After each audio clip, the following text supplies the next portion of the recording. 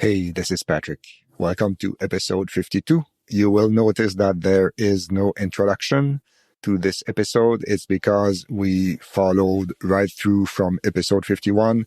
We moved on from the two questions onwards to TV and movies. So that's why. Enjoy, and thank you again for listening.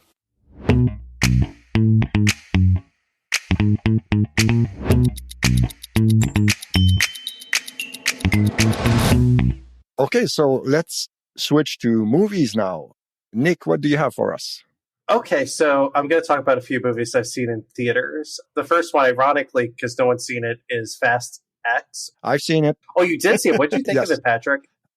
It's not very good, and I think Vin Diesel needs to retire yesterday. Yeah, he does. Because, he is, sleepwalking and growling his lines, and it's painful to watch.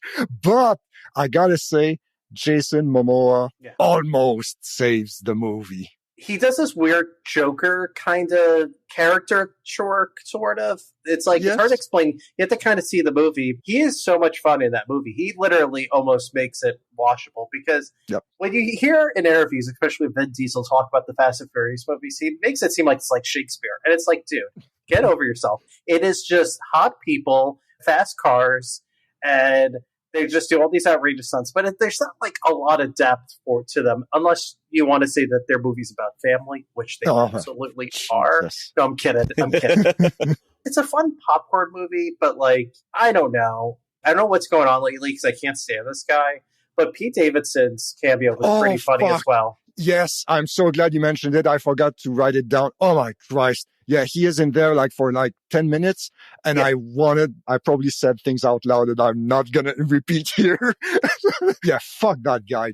Jesus. Oh, I can't stand him. But he was really good in that movie. I can't stand him, but I was kind of laughing at some of the dialogue because it was so stupid but funny. Yeah, I couldn't. Can I make you a hot take? Please. I was really happy to see Jason Statham in the movie. I literally was like, thank you, God. Nothing else was really going on in that movie. It's too long, too. It's 2.5 hours. It's come on. Is he the best actor in that movie?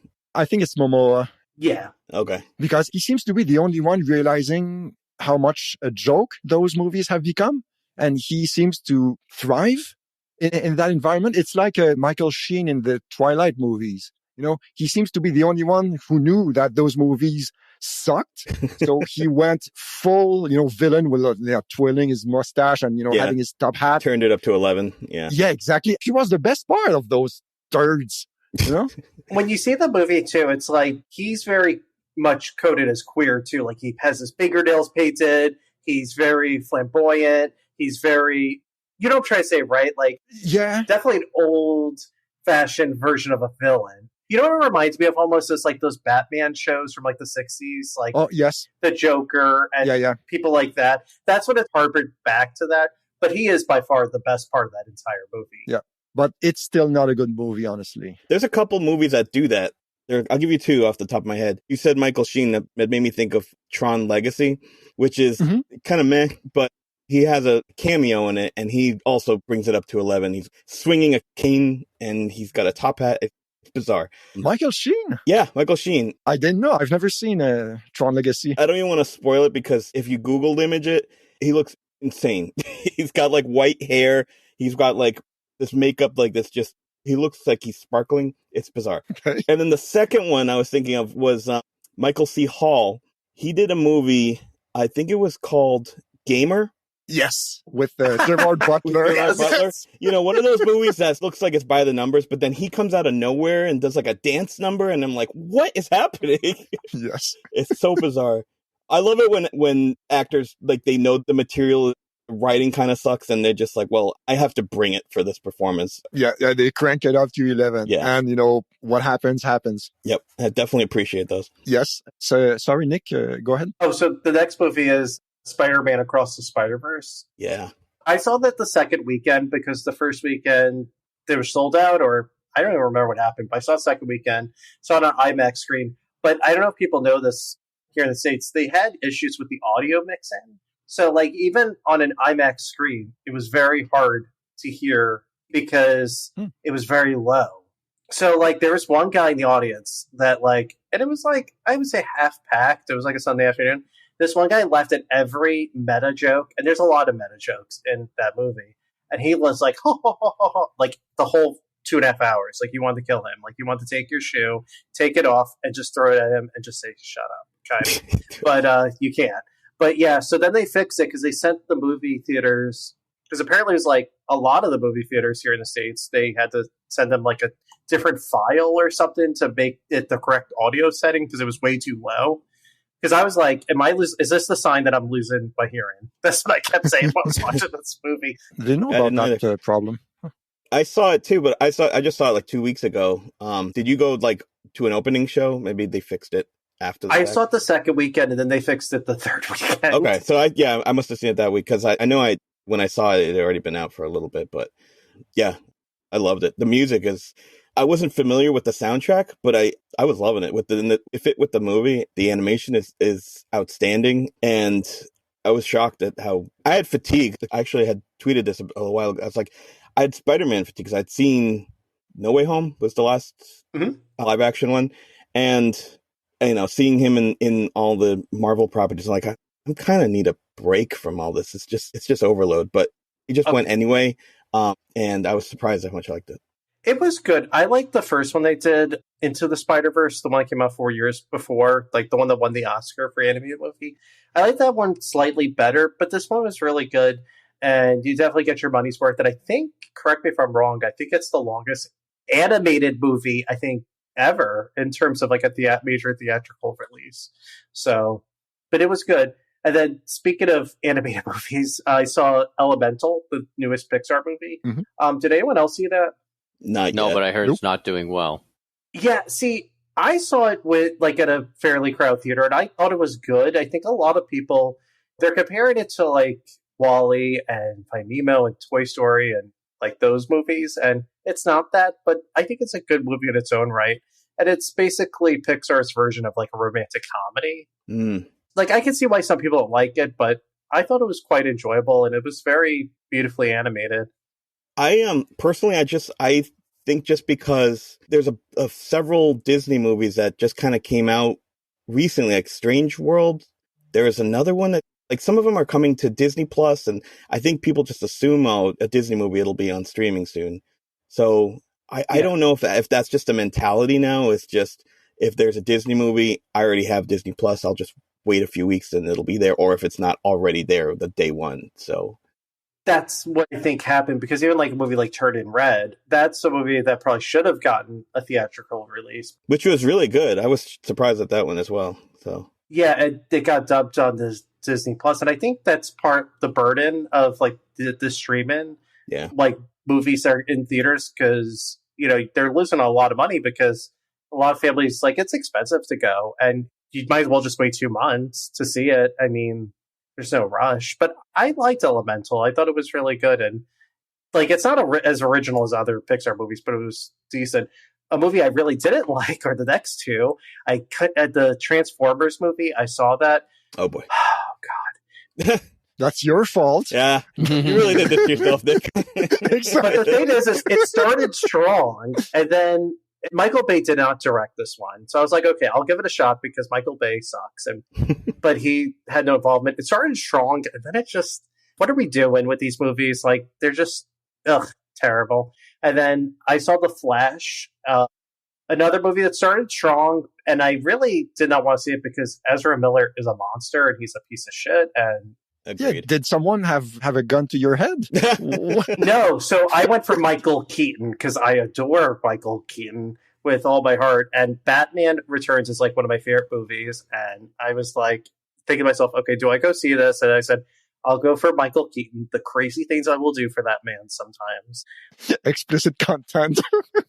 Yes, like my explicit Michael Keaton. It's like, it's not Paul Newman level, but it's up there. But no. Yeah, what they should have done was CGI his Grant Gustin's face over Ezra Miller, so he'd be the Flash for that film, and then just keep the rest. Yeah, the movie, like, there's 2 Flashes, and I wrote in my letterbox, the world needs 2 Ezra Millers, said no one ever. That is just terrible. Oh, yeah. But the movie wasn't that good, really. It was a hot mess. Did you see it, Hector? No, I'm just imagining a world where there's 2 Ezra Millers now, and you terrified me. Actually, the world could use 2 Ezra Millers, one to throw into a volcano and the other one to throw off a cliff. Or maybe they throw each other into volcanoes. I just imagine, What? Yeah, sure. imagine all the broken pool cues and bar bottles and just, that's a mess. Yes. The definition of a hot mess, quite honestly. I mean, it was like, it started strong, and then the Flash character just gets lost, and it's like a Batman movie, essentially, I felt. So how was it on that end? Was Michael Keaton's performance... I mean, if you cut out Ezra Miller and just kept the Batman stuff. Oh, it would only be like a half hour. Oh, really? Yeah, because they were really pumping it up, like with Batman, and someone had said, "Oh, it should have just been Batman movie," and then they could have kept Ezra Miller out of it. But I don't think so. I think it really was his movie. Yeah, it was his movie, but it's like the Flash at the second half of the movie. Like once he goes into the metaverse, like the time travel, it's like it's not his story anymore, really. You know, the DC universe is terrible with all the movies they've done, like with Zack Snyder and all that shit. And I don't know. And then the guy that did Guardians of the Galaxy, what is his name? James Gunn? Yes, he's taken over. And it's kind of like, I think that's part of the reason why this movie's failing too. Is like, this is like the end of the Snyder bullshit that they've done for like the last decade. So it's not making people want to see The Flash anyway. And plus, I think the Ezra Miller controversy, and it's just not a good movie. I'll go a step further. I think they should just shut down DC and just start from scratch all over again, or do something completely different, because I haven't seen Batman v Superman. That was the last one I saw from that. No, I saw Wonder Woman. But the first Wonder Woman was good? Yeah, the first Wonder Woman was okay. I didn't see anything else, though. That all I heard was just, oh, don't bother. I was waiting to hear word of mouth that it was good, but I never got any good word of mouth. Here's what they should do. They should do like what they did in between the George Clooney Batman and Christopher Nolan. Wait 10 years and revisit it, but have different directors or producers or writers. Yeah. And maybe it'll make it fresh, because really, I was around in 97. Batman was dead. And then 2005 and 2008, it was hotter than ever in terms of cultural ubiquity. So they need to do something, because that franchise is a hot mess. Yes. And then really quick, just 2 more movies. And one is a really good story. I promise you guys. I saw No Hard Feelings with J-Law, Jennifer Lawrence. Mm-hmm. Oh, it was really funny. Yeah. Really funny. Go watch it. That's what I'm hearing. I'm from Long Island. I lived like 20, 30 minutes from where everything took place in that movie. Oh, so that's why it's a good movie. Yeah, no. Like, I know that street. I did. I knew some of the actual landmarks, and like I was there, so it was like crazy. Yeah, a buddy of mine said it was like an 80s comedy, like for this generation, and I was like, okay, I can get behind that, I guess. I've heard it's like, you know, kind of that American Pie, not because of age-wise, but just like that kind of unabashful comedy that's kind of crude and raunchy comedy. Yeah. That's the word. Yeah, it reminded me a lot of Judd Apatow comedies, like in the 2000s, where it was kind of just, these characters are far from perfect, but they're likable, but they're hot messes, and they contradict each other, but it's still totally watchable. Like Forget Sarah Marshall is like one of my favorite movies. Mm-hmm. Great movie. Yeah. That kind of reminded me of that. But she's amazing, and this is, I think, what I was telling one of my friends was, it reminded me so much of the 90s. Think of like Julia Roberts as a perfect example. Like or Sandra Bullock, they're fantastic in it. And the movie could be like whatever, but that star power makes it a watchable movie. And I think that this movie kind of proves that we miss Jennifer Lawrence as a star, and like someone who could actually lead a movie and like make it watchable. And I really liked it. And I hope there's more rated R comedies, because I feel like that's been missing in the last decade. I mean, good rated R movies that are comedies. I'll add to that. I don't keep up on actors and actresses and stuff anymore. So the fact that it's Jennifer Lawrence does nothing for me. Like, I know she's a great actress. It's just, but it's actually that genre, like you just said, that makes me want to see it, because I think, and I'm sure there are some that I just don't know about, but I'm really kind of starved for that kind of movie. So yeah. I just want to laugh. I agreed. It's one of those things too, because like a lot of indie movies came through the pipeline when streaming was big, you know, with COVID, and there was a lot of DIY movies, and a lot of them that were comedies. They were very, you cherry picked the funny ones, because there was a lot that just weren't that impressively funny. So, like, to Nick's point about saying the 90s, I'd even go further, because that movie made me think of another, like, 2000s comedy. I don't even know if it was funny or not, but The Girl Next Door, which is that one. Gosh, I can't remember who was in it, though. Oh, it's Elijah Ducrew and the guy who's in Into the Wild. Emil Hirsch? Emil Hirsch. Yeah.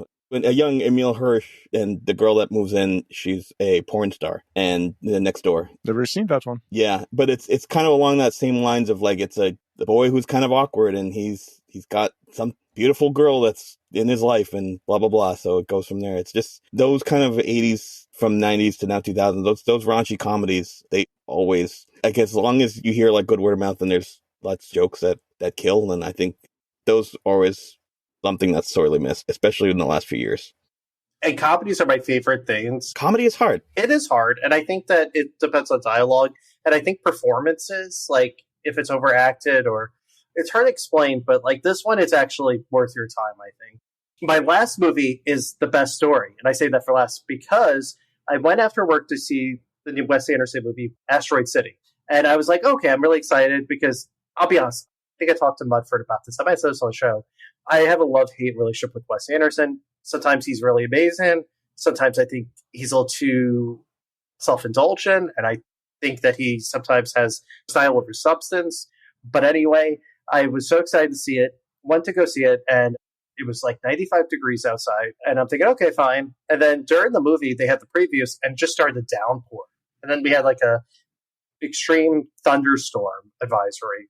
And then during the movie, it was raining so loud that you couldn't hear the movie because that's how hard it was raining. And then 45 minutes into the hour and 40-minute movie, it shut off, like the power went off. Oh. So we waited like 5 minutes, everyone, and then it came back, but it only played the audio and not the actual visuals. And like, think about it, a Wes Anderson movie who's all about the visuals, that's the whole movie. Like, no one's going for the sound. So I ended up getting a free ticket, and then I was like, okay, fine. And then I got a flat tire. That's another story. When it rains, it pours, Sonic. Yeah. So I got the tire fixed the next day, and then I went Sunday to see it, and it was really good. I liked it. I don't think he's going to win any new fans, but it's one of his better films in the last few years.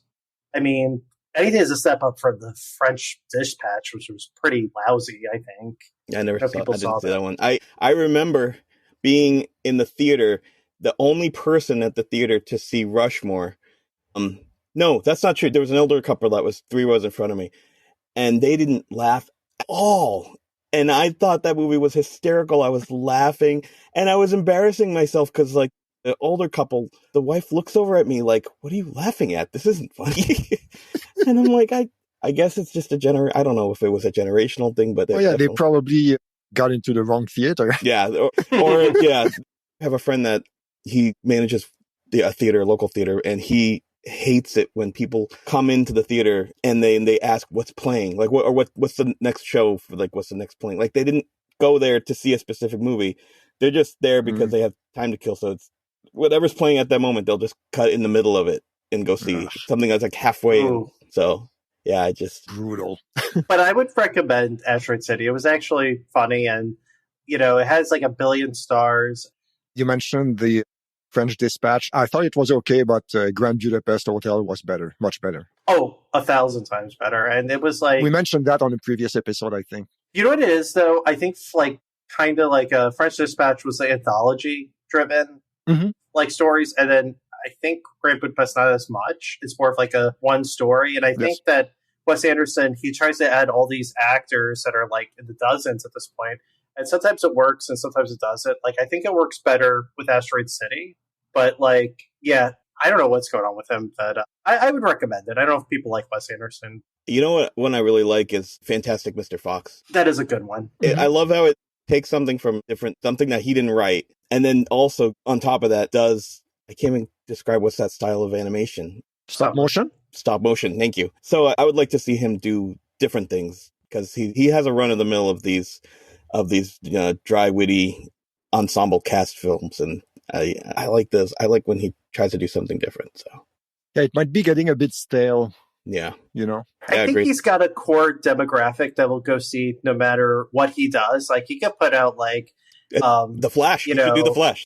Oh my gosh, shut up. He should be commissioned to do the next Marvel movie. Yeah. Oh my god. I would pay good money to watch the Wes Anderson version of, like, Captain America. Oh my god. You say that, but, you know, some of those Marvel properties are so wacky now. Like the ones that, especially the ones that are on Disney Plus, the series, they're so off the wall now. So I can actually, you know, you could kind of see it now. Some directors stepping in and making an unconventional superhero series. Should do the next James Bond movie. That would probably be unwatchable. Oh my god. Bill Murray as James Bond.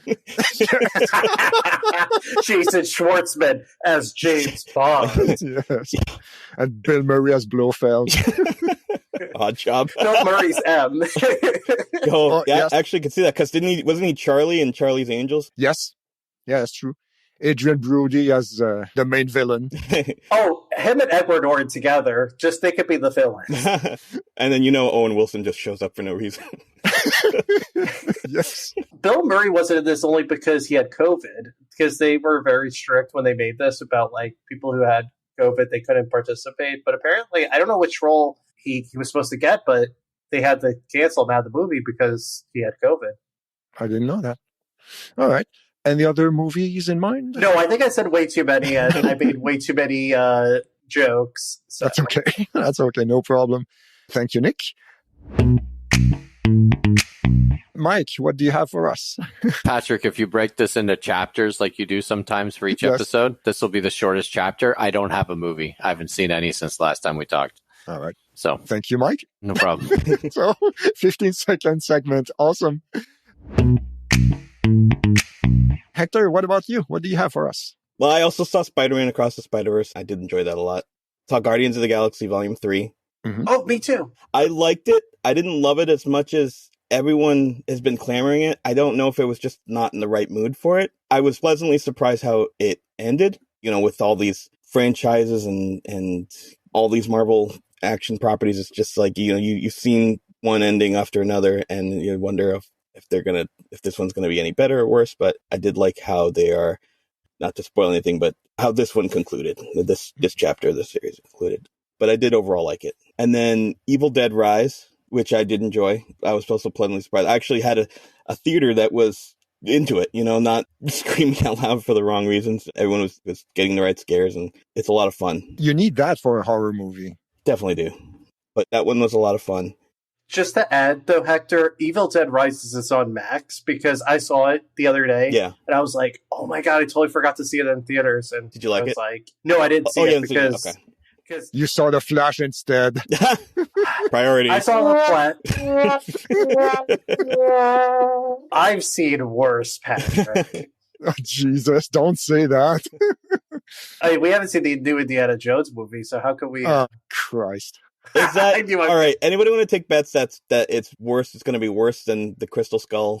It has Shia LaBeouf in it, so I don't think anything could ever make it that. Like financially, or no, in just terms of quality. This one was the most expensive Indiana Jones film to date. I think it was almost $300 million to make this one. Yeah, it's ridiculous. It's a tough one because I think this is going to rely on nostalgia, and I think that's a gamble when, like, a lot of these superhero movies have just not performed well. Yeah. I'm nervous about that. They use a lot of that. What Disney's been doing a lot of is that de-aging process. Yeah.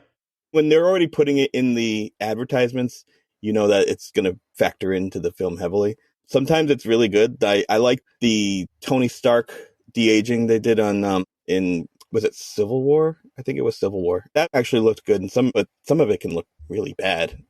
Depending on how glossy it looks. Like, that was one of my biggest complaints about Crystal Skull. It just looked so glossy and less gritty. Like, maybe, and that's probably just has to do with the fact that it's made like 30 years later, but I don't know. We'll see. Yeah, that's rough. Okay, so Hector, do you have any other titles? No, I think after that it starts to go into TV. All right. Okay, so I've watched a couple of things. Fast X, we talked about it earlier. I saw Master Gardener from Paul Schrader. Oh, how was that? How was that? I mean, it's part of the unofficial trilogy from Paul Schrader, guy writing alone, journaling in an austere room, like a First Reformed and the card counter. It's same concept. It's an easy way to, bring character exposition, if you like. But I think I loved First Reformed. I really liked the card counter, and I liked Master Gardener. Joel Edgerton is awesome in it, but it felt like something was missing. It felt undercooked, if that makes sense. A few parts were funny, but not on purpose. And when I see, I don't want to spoil anything, but I saw a typo on a tattoo, and it took me right out of the movie. And I'm not going to say anything else. But it's not bad. It's good. Honestly, it's good, but it's the weakest of the three recent thriller movies. What else? Okay, streaming. Well, I saw Extraction 2. Oh, okay. Right. I liked it quite a bit. I enjoyed it more than the first one. The long takes, the long action scenes, they are really well done. Although I thought it was funny that Chris Hemsworth hides behind a ladder at some point. It's like that guy hiding behind a window in Top Secret during the shootout. That reminded me of that. But it's really good. Solid action and good stuff. His female partner, her name is Knick in the movie. She is awesome. If they made a spin-off movie about her, I would be on board. And I rarely say that. And also, I heard that Nick guy is really... There you go. So, yes, I recommend it. I also saw You Hurt My Feelings with Julia Louis-Dreyfus. So it was from Nicole Olofsner. She also did Enough Said with James Gandolfini from about 10 years ago. Mm-hmm. Apparently, that one is good as well. Haven't seen it, but it's on my list. Really good. Yeah, that's good. So, yeah, You Hurt My Feelings is good as well. So check it out. It's a comedy, funny moments. Fortunately, it's a comedy, but there are some heartfelt parts, surprisingly so. Her movies are very much like a mix of drama and comedy. Let's say kind of... yes. Like she did Friends with Money. That was with Jennifer Aniston, right after Friends. Okay. And her movies are kind of get in that sense. It's kind of part comedy, part drama. That makes sense. And that fits the pattern here. I recommend it. Woody, last episode, mentioned Still, the Michael J. Fox doc. Oh, yeah. Oh, yeah. I saw it. It's very good. It's very good. If I had some small criticism, I think they went a little overboard with the short clips and reconstitutions from real life scenarios. Do you know what I mean? Woody mentioned it in the episode, they took parts of his previous movies to set things up and explain a few things. Like in Spin City and stuff like that? Yes, yes. Okay. And Bright Lights, Big City. Yes. Yes. Steve Sutherland? Yeah. Yes. So yeah, my small criticism would be they went a little overboard with those, but otherwise it's solid. And check it out. Cool. Yeah, that one's been high on my list too. I have a list of docs that I still haven't seen the Tina Turner documentary, and that's okay. That's really burning a hole in my. I can't. So there's a lot of stuff that I have on my plate. Just no time.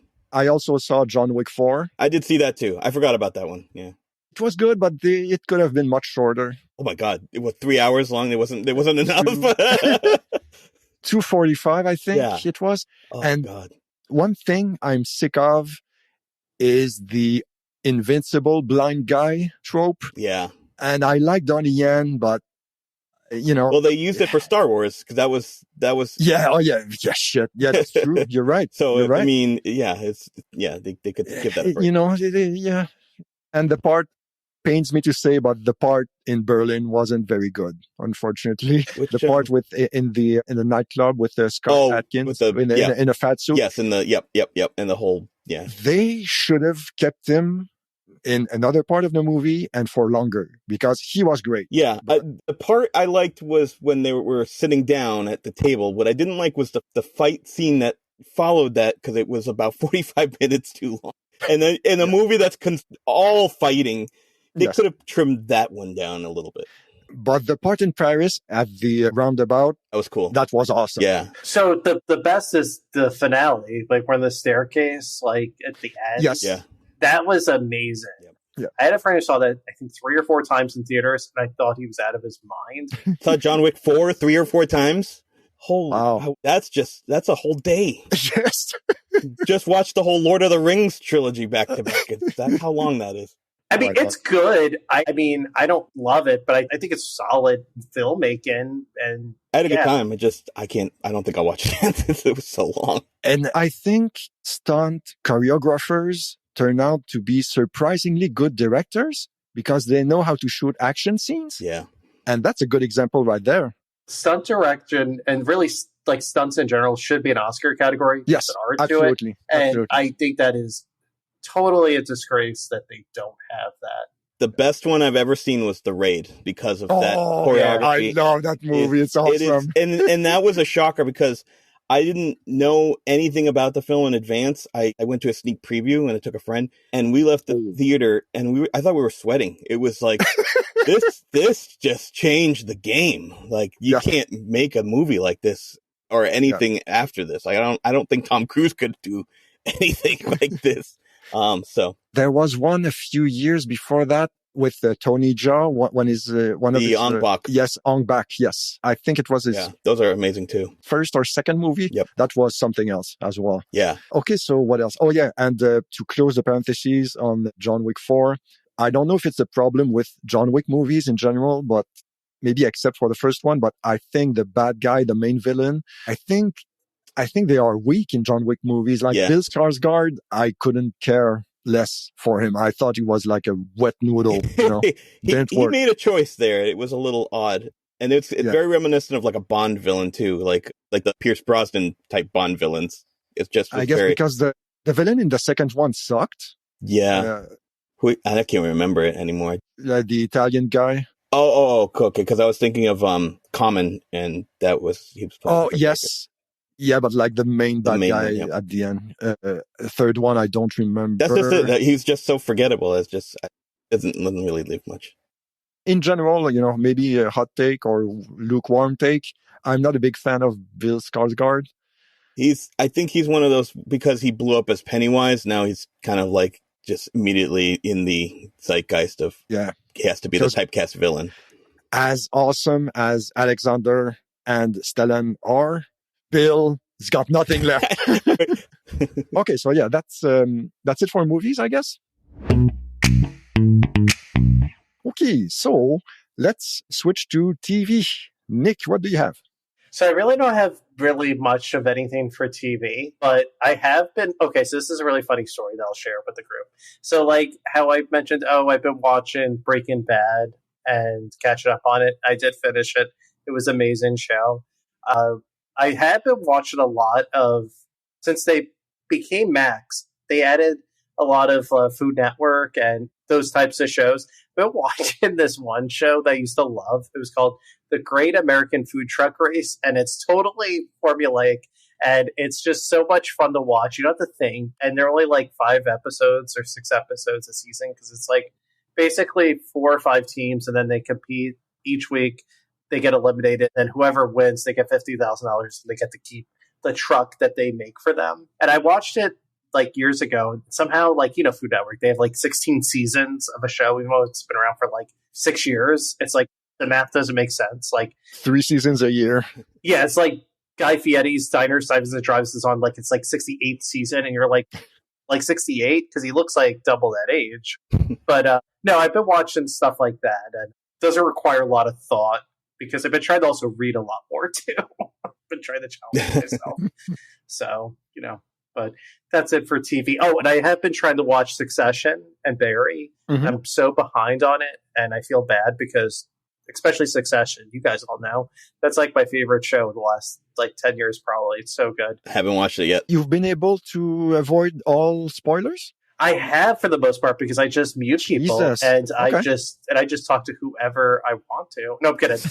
No, I try to like mute out like Succession and like anything like that. And I've been kind of doing like one episode a week, just my schedule. But I feel like I'm just going to have to rip the Band-Aid and watch it. I haven't seen an episode. It's on my queue, but I haven't come around to it yet. That's one of those ones that's like House of Cards. It just felt like, okay, this isn't really a subject that I think I would really like, but I can't hear nothing but praises from everyone that's seen it. So I'm like, all right, well, you're pressuring me into this. I have to put it first on my list. It's so good. And also Barry, which is with Bill Hader. Like, I don't know if anyone's seen that. Amazing show. And I think I'm on the 3rd episode, but that's one I think you got to binge. So I'm going to probably restart the season and just, Yes, because there are some callbacks that would be a bit obscure if the previous episode is not fresh in your mind. Yeah, I gotta rip the Band-Aid on that too. All right. So do you have other TV series in mind? No, not at all. I know Mike Drew's got a lot of shows, which I'm looking forward to hearing. All right. Thanks, Nick. Mike, what do you have? Okay, I'm going to start with a few that I didn't care for. So we started Platonic on Apple TV, which is Seth Rogen and Rose Byrne, just about two friends. I made it 2 episodes, and I thought, this isn't for me. It's one of those shows that I probably should like because, it's kind of a nice story. It's a comedy. It was, it's perfect timing because that's what I was looking for. I just did nothing for me. I gave it 2 episodes and I kind of thought I don't need to come back to this. It's doing okay review wise, but nothing, just didn't draw me in. That's okay. Yeah. Another show actually very similar, gave up after 2 episodes, was FUBAR with Arnold Schwarzenegger. Oh yeah. It's kind of OTT at times. Does it want to be a comedy? Does it want to be an action? You done with OTT? Yeah. Yeah, you know me. You know me. Yeah, it just didn't take and it's the only time you're ever going to hear me sing, ever. I'm done. Sorry, Mike. No, listen, that was funnier than anything in the show. So it was, okay. It was not good. I just didn't care for it. Oh, that's grim. Yeah. It's, and I think it's doing well on Netflix, but again, I can't recommend it. Another show and this is funny because usually I come with shows and I'm like, I like this and here's why I like that. These were ones I just didn't care for.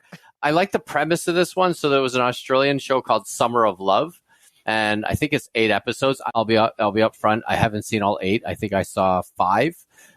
And the premise is really cool. It's about an Airbnb. So there's an Airbnb on the beach somewhere, I think on the east coast of Australia. And every episode is its own story about the people who are renting the Airbnb. And the very first episode is actually quite good. It's called Jules and Tom and Jonah and Steph. It's about these 2 couples. They think that they're good friends and, hey, let's go away for a week together. And clearly, very soon realize that, I don't know if we're really that close. And it's awkward and, it's actually quite good. So it's fiction. It's fiction. Okay. Yeah, it's fiction. And every episode, even though the story and the characters are different, the setting is the same. Okay. Because that's kind of the shtick of the show. And actually that part's kind of clever because there's an ongoing joke throughout all the episodes that the Bluetooth speaker doesn't work properly, right? And it's like nobody can kind of get it to connect properly and what have you. And then the way that different people try to handle it and stuff. Again, there was a couple episodes. I think 2 out of the 5 were kind of okay. 3 I didn't really care for. Again, we've talked about how I kind of have to connect to characters, whether I like them or not. And I didn't for some of these. Again, the premise is quite cool. I mean, I thought all being based in the same setting was kind of funny, but it just didn't do anything for me. Another show that I didn't mind, so we're kind of building to the main event here, was there's a British drama called Karen Peary. It's on BritBox here in Canada. I believe it's from last year. It's about a detective in Scotland, and she actually makes the joke, can you imagine being a woman named Karen in 2022? And she's trying to find the answers to this cold case about this woman who was murdered after leaving work one night. It's pretty grim, as you can imagine. It's okay. It's one of those slow, plodding British dramas, crime dramas that some people love. And when they're done well, they're done well. This one is done okay. I like her a lot. The woman that portrayed her is named Laura Lyle. I'm not familiar with her, but she was great. And some of the other characters are really, really good on it too, but it's just so slow. I find if I'm drifting to my phone, it's not a good sign. Yeah, I plowed through it. This was one that I kind of went, oh, what happened there? And, things like that. But yeah, getting back to the better ones. So I can't remember who it was that watched this. I feel it was Woody. Earlier this year, the Cunk on Earth, filming a Cunk. Yes. Yeah, he did, and he hated it. Yeah, and he hated it. I'm 3 episodes in, I think, maybe 4. I actually really like it. It's goofy. It's definitely, the Charlie Brooker screen wipe, she used to do things on that, and I always liked her segments. I like this as well. I think you have to know kind of going in, it's almost like an Ali G. The person's kind of an idiot. She's not obviously Ali G idiot. She's, I don't want to say she's intelligent because clearly she isn't, but it's so, I liked it. I can see why maybe Woody didn't. And comedy is subjective, as is all art. But, I haven't seen it yet somehow, and I want to. Yeah, I like it. And I think if you liked her other segments and things she's done, you'll like Morgan. Why can I not? Diane Morgan. Yeah, she's brilliant. She's just so dry, and it's just so funny, though. And it's clear that the experts are in on the joke, right? So especially now, it's like Ali G. He couldn't do anything where people wouldn't be able to Google him. I remember we talked about that, and Woody said that one of his friends, his college professor, right? He does a few interviews, and apparently some of those people who do the interviews are as stupid as Philomena and Cunk. Unfortunately, it does not surprise me. So I don't know. Are they in on it? Probably. Maybe. Oh, they must be. They must be at this point. At this point, yes. It's so ridiculous, some of the things she says, that what's surprising is how straight faced they can say, because they don't start laughing. And then maybe that's editing or what have you, but they answer it. They twist it back to historical fact as opposed to, what she's rambling on about. Sorry, I'm interrupting. We also talked about, and sorry if I'm, keep calling back to a previous episode, but when she did Cunk on Shakespeare. Yes. It's brilliant. She was talking to this expert, and she said she mispronounced a word. I think it was pentameter. It could have been. And the expert said pentameter or vice versa. And the expert at some point, and they go back and forth like 4 or 5 times. And the expert says, after correcting her for the 5th time, do you know who told you how to pronounce this? And she goes, oh, it's the camera guy right there. And the expert stays, straight face. And they do. That's actually, pentameter. And so they keep going, and they cut back to Diane Morgan looking at not the cameraman, but the sound guy, looking at the sound guy sideways and shaking her head as that fucking idiot. That was awesome. It is. That's a brilliant episode. Yeah, it's, again, and if you like the other stuff, then you'll like this. I can't see why you wouldn't. My next show, and Nick and I are, we're not ashamed to say that we are wrestling fans. Oh, no, we're not.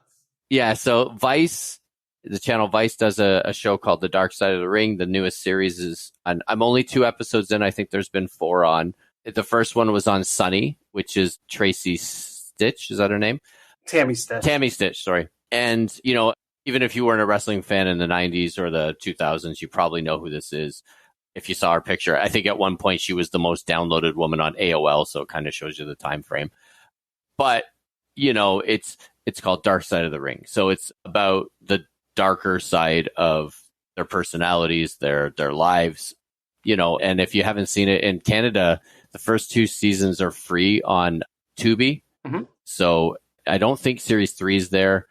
Series 4, I know Vice is in trouble financially, so I'm not too sure what's happening with that. But I think this series is in the can. The newest episode that was on last night is all about the Junkyard Dog, because I think there's some stories there that the average wrestling fan doesn't know, especially the ones who grew up in the 80s.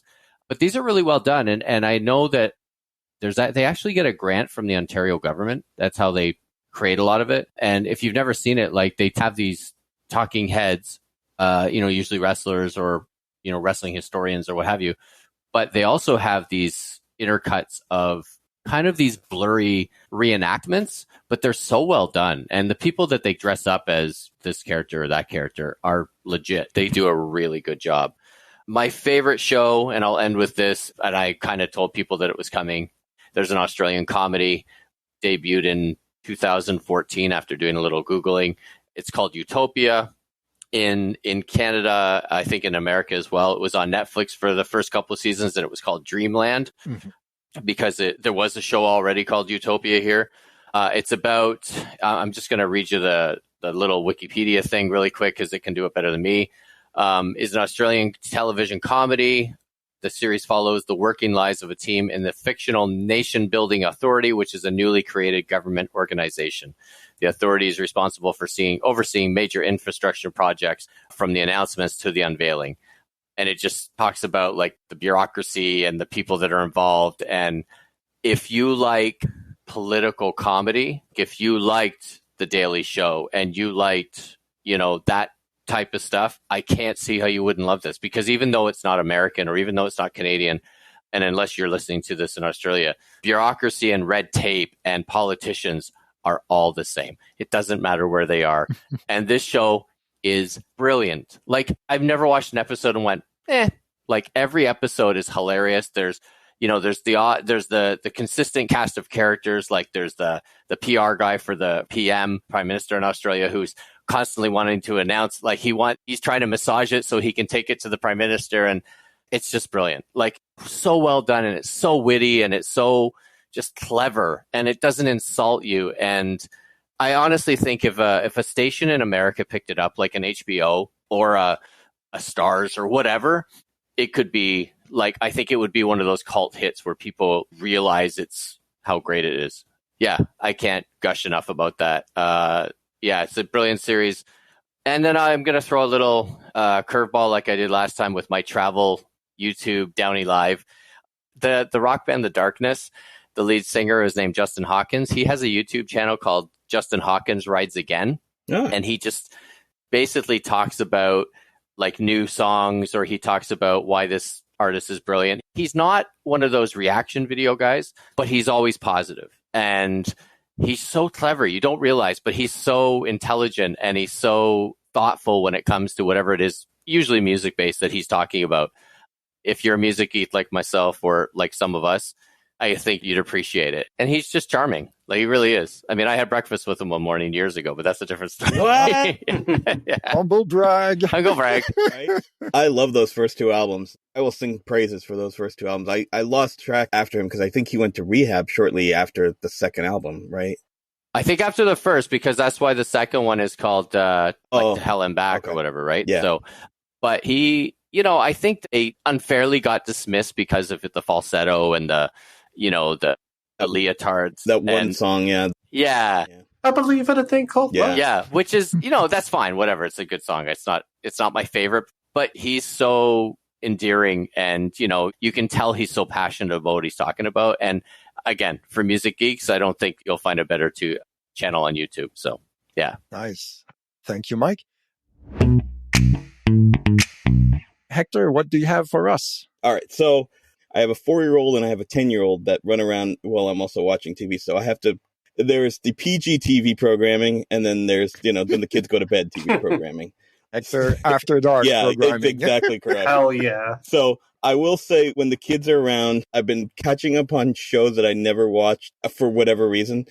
So actually, I even posted this on Twitter. It's like, what is the best detective show from the 70s? Because I had never really seen any. And everyone came back with the same answer. Actually, it was 2 answers, but mostly people said the Rockford Files. So I was like, well, all right, I will start watching the Rockford Files based on everyone's opinion. I thought they would say Columbo. That was number 2. Yeah.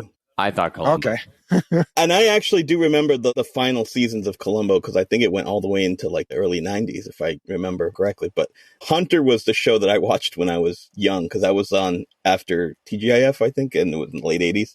So that was the only pop detective show of that kind that I ever saw. But I did start watching Rockford Files, so I'm in the middle of season 2. And it's good, but it's just reminiscent of every other show of every other cop shows of the 70s. It's a formula. It's the same thing every time. Different villain, different area. And do they drop the N-word? No. Every now and then? That's very safe. It's not like the French Connection. It's very family friendly. There's not even blood in the show. no foul language, no over the top violence. There's a helicopter and there's lots of car chases. That was really popular. But the Rockford Files, isn't it that old show with James Garner in black and white? No, it's in color. It's 74 to like, I think it went all the way to 780 maybe. Okay, so I must be. Yeah. But okay, James Garner, yes, but James not Garner. Black and white. No. Okay, so I got them mixed up somehow. Okay. Yeah. And then I read 2 chapters to my daughter every night. And we went through tons of series of books. That's the one thing is like, I don't read personally, but I will read to my daughter every single night. And we're now on the Little House on the Prairie books because she's never read them and they were introduced to her in school.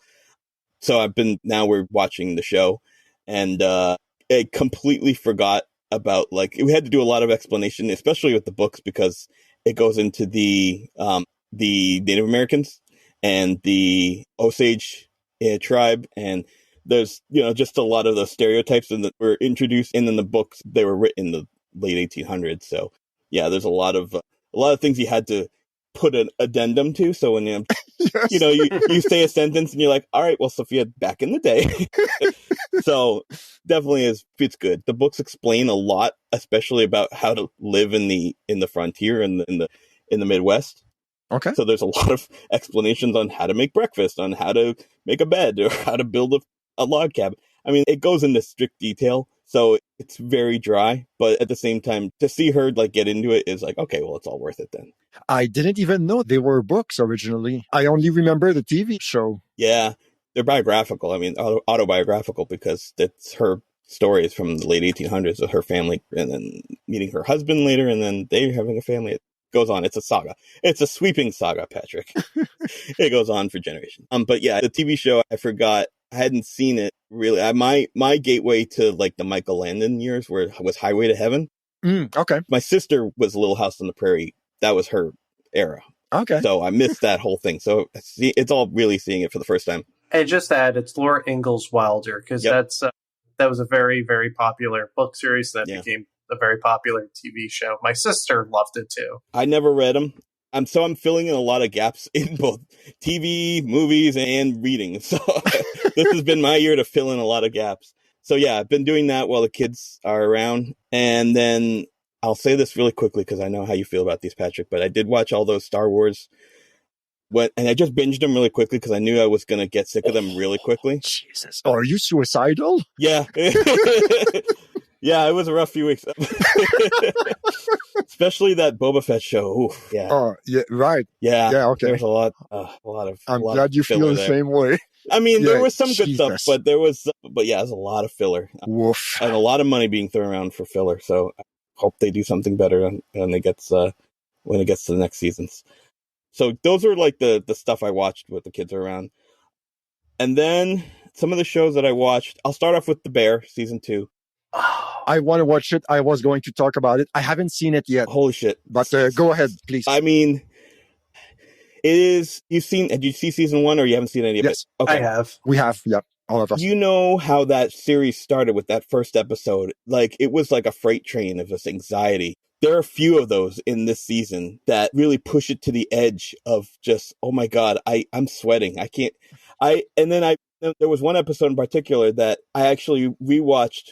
I had Angie come in the room and she hadn't seen any of the episodes, but it's kind of a standalone, so I won't spoil anything. But the intensity of it is palpable. It is so like you feel like you ran a marathon after watching that one. So there are a few episodes that are really intense, but there also it's a lot of it goes into the drama of the characters. So you go and kind of get a little bit of every of those main cast storylines. So it is better because you've already had the season 1 to build on. So I'm really enjoying it. I only have one more episode to go. So season 1 was already a high bar to clear, and it does it. Season 2 does it. I will also say the soundtrack is even better than the first season. Okay. And that was a really good soundtrack from what I remember. Because it goes everywhere. I don't want to spoil anything because some of the songs have really good cues, but you're not just getting one decade of music. You're getting like a span of music, and it all flows with the episode. All right. Yeah, worth to check out. Another show I watched was Perry Mason on Max.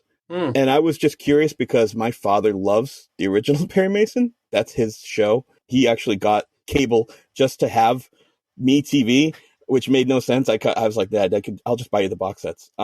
He loves that show.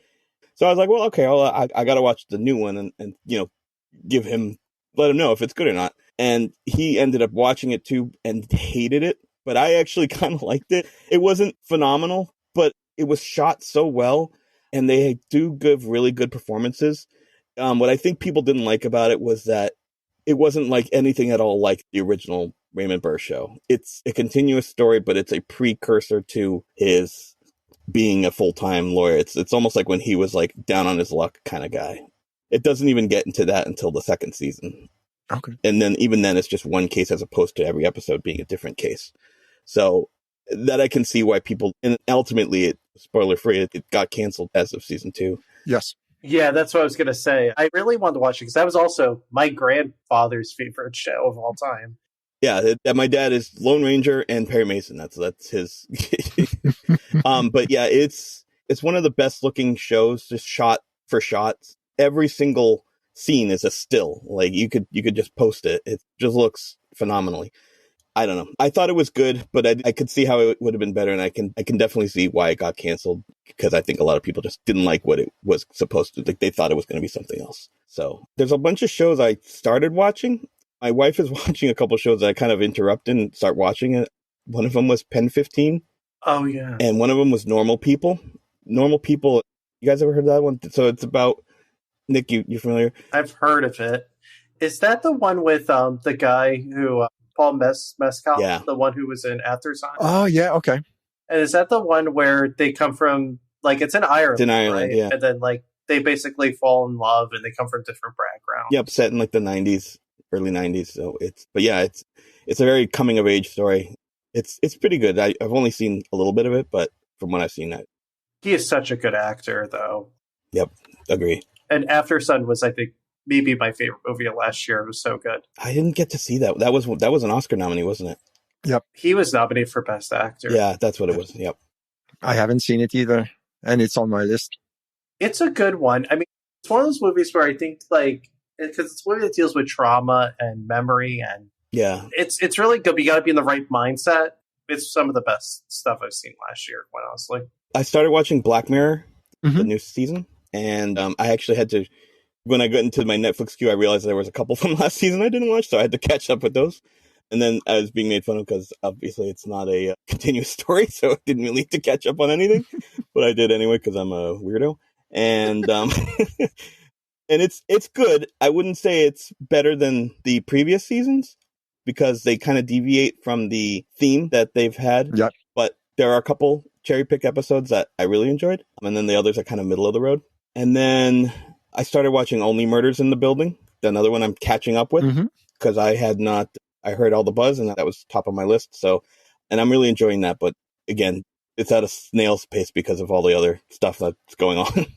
but yeah, another show that I can watch with the kids around is the animated Corner Gas. Oh, because I have to have my Canadian content in there at some point.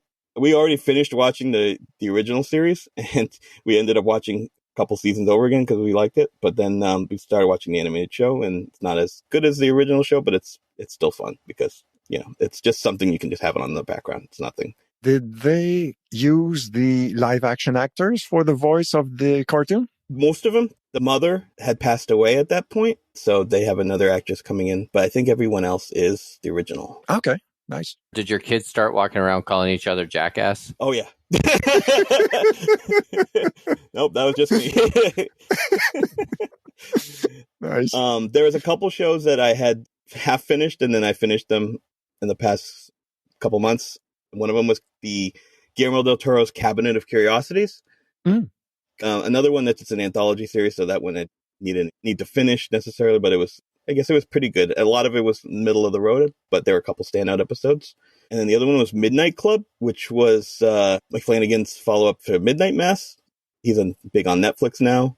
So if you've seen like Haunting of Hill House and then Midnight Mass, and then he did this Midnight Club, that one was my least favorite, but it's not bad. It's not bad. Midnight Mass I definitely liked the best. All right. And then I also just want to top it off by saying that because of you guys, I watched the first 5 minutes of Class of '07. Which, yep, very funny. Me and my wife laughed pretty wildly at that.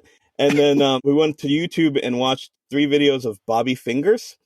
Oh, yes. Oh, yeah, That really was good. trippy and wild. As soon as I started watching, I'm like, I know exactly where this is going. Let me go get some beer. And yeah, definitely need to be in set the right mood for that, for those videos. But they're great. It's awesome, yeah. though. Yeah. Yep. Love it. And I don't think he's done a new one since Steven Seagal. I don't think. That was great. You might be right. I have to look it up. All right. Anything else for TV? No, I'm sure something will come to mind, but that's all I got. All right. Thank you. Okay, so what I got, it's too bad Woody isn't here because I watched Unicorn Warriors Eternal. It's good. I remember Woody mentioning that it was very violent. I expected something like Gangs of London violent or even Primal violent. Not the case. It's not that violent, but it's good. It's good. I prefer Primal, but this is okay. Sorry, Hector? That's the Jendi I can't pronounce his last name. Tartakovsky. Yep. Yes, Tartakovsky. Yes. Have you watched Primal? No. You know what? I want to check it out because he started off with the Powerpuff Girls, and I could be wrong. I mean, but that's the one I know him from the beginning. And my nephew loved, and then the Clone Wars. Yeah, my nephew loved, my niece loved Powerpuff Girls, and my nephew loved Clone Wars.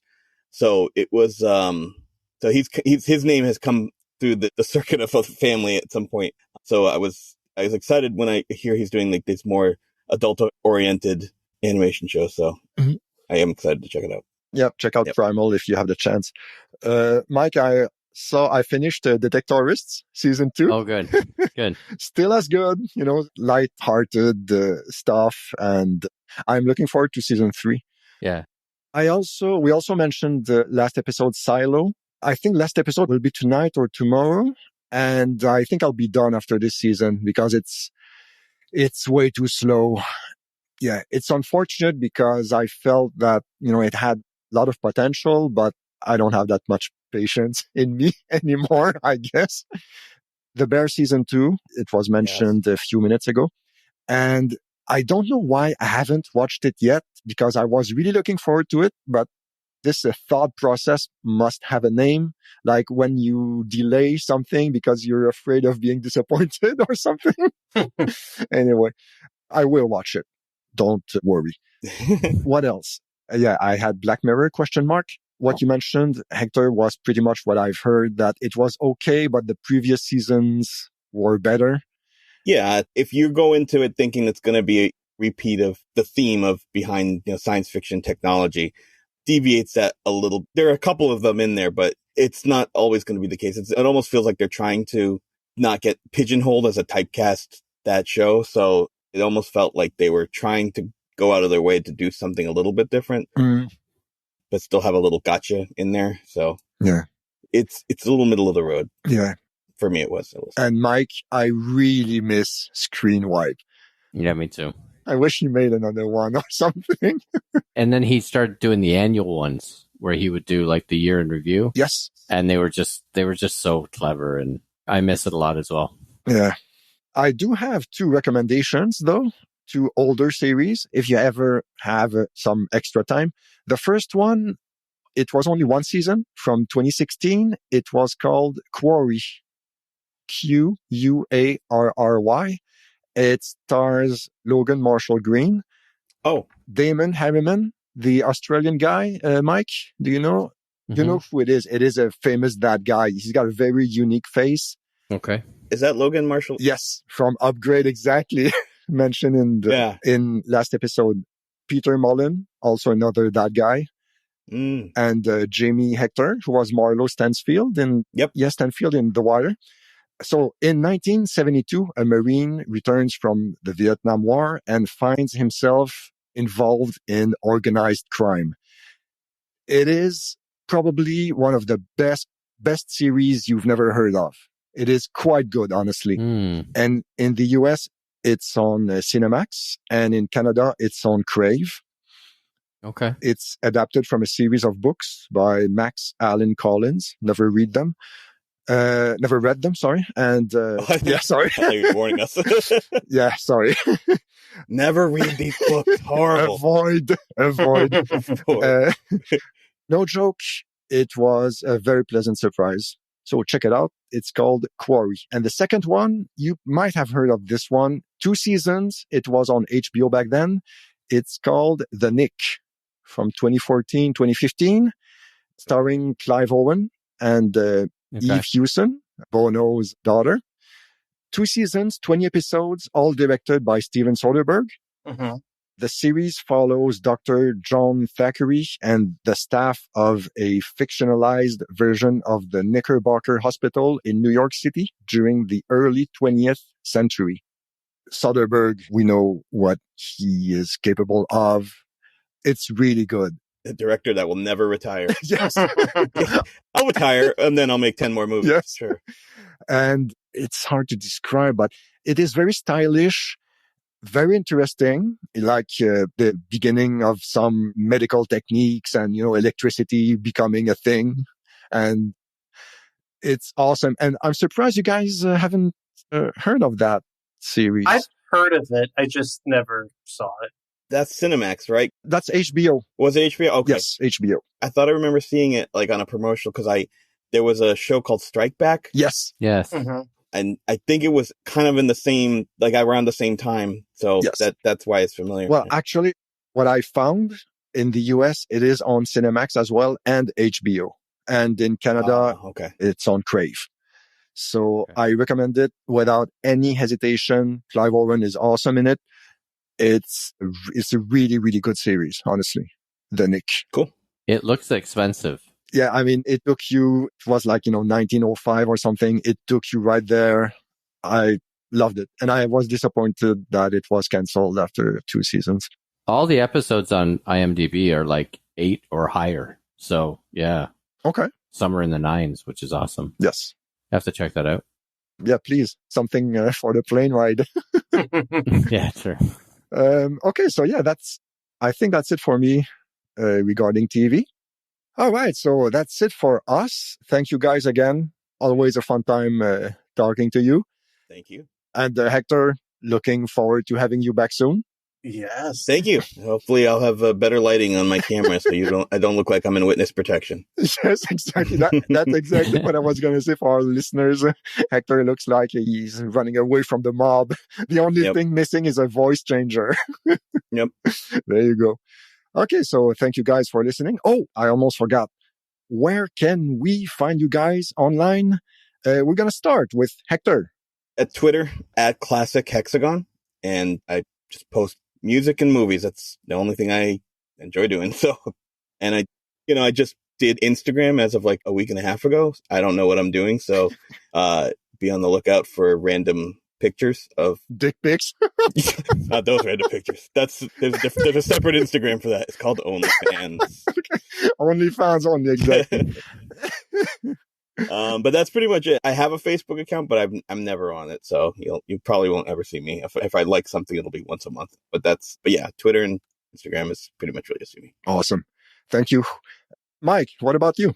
As always on Twitter, MRDSCLASS, Mr. D's Glass, and if you want to read about what's happening in education in Ontario, there's your place. But otherwise, I would tell you to use my Instagram, which is Pickies with Filters, PICIESWITHFILTERS, Pickies with Filters, which is what the original concept of Instagram was. Awesome. Thank you, Mike. And Mike, you are leaving for the old continent in a couple of days. We want to wish you an awesome trip.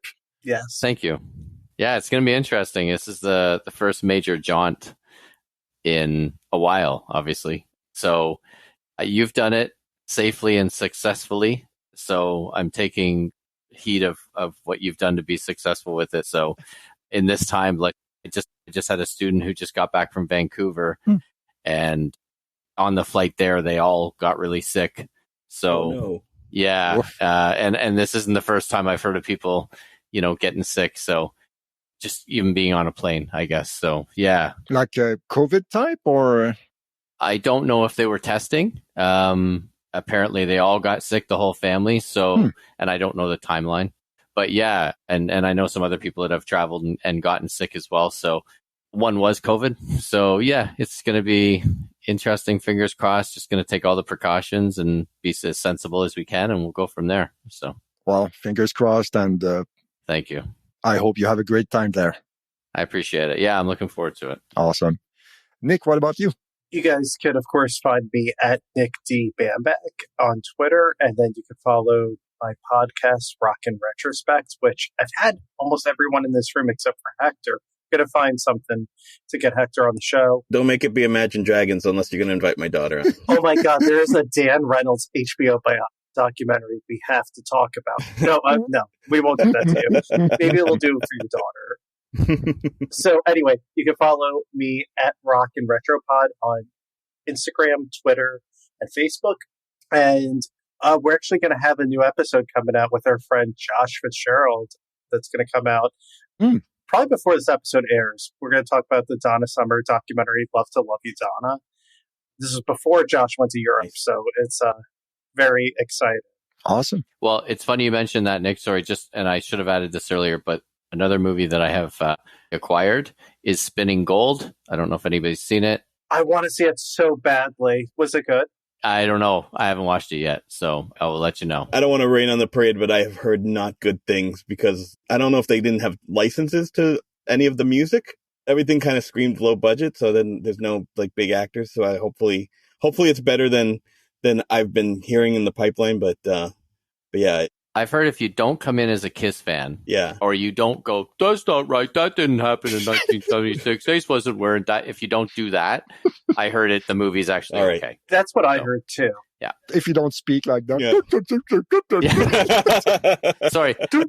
Have you met fellow Kiss fans? Yeah. Sorry. Yeah. There is a Kiss army that will come after you, Patrick. Oh, yeah, Jesus. That's right. Listen, I'm a member, a longtime member. You will be the one who needs witness protection. Exactly. I think they all probably think the same, but who knows? All right. Okay, so that's it. Thank you. Thank you guys again. Thank you. Thank you. Yeah. And thank you guys for listening. You can drop us a line, EETF Pod on Twitter and Instagram. So enjoy and go in peace or something. Bye. Lord be with you.